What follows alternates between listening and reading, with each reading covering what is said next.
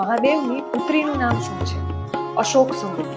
એ સિવાય પણ મહાદેવને 5 કન્યાઓ છે, જેમને નાગ કન્યાઓ કહેવાય છે, જેમના નામ કંઈક આ મુજબ છે: જયા, વિષહર, શામલીબારી, દેવ અને દોતી. પુરાણો અનુસાર માતા પાર્વતીએ પોતાનું એકલાપણું દૂર કરવા માટે કલ્પવૃક્ષ પાસેથી એક પુત્રીની માગણી કરી હતી, જેનાથી અશોક સુંદરીનો જન્મ થયો.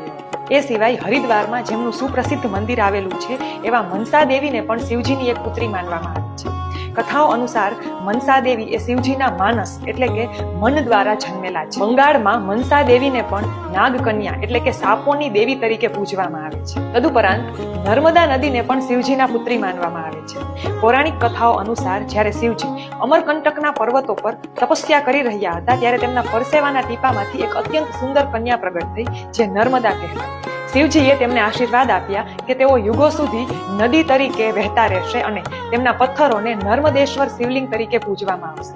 કહેવાય છે કે ગંગામાં સ્નાન કરવાથી જેટલું પુણ્ય મળે છે તેટલું નર્મદા નદીના માત્ર દર્શન કરવાથી મળે છે. હર હર મહાદેવ.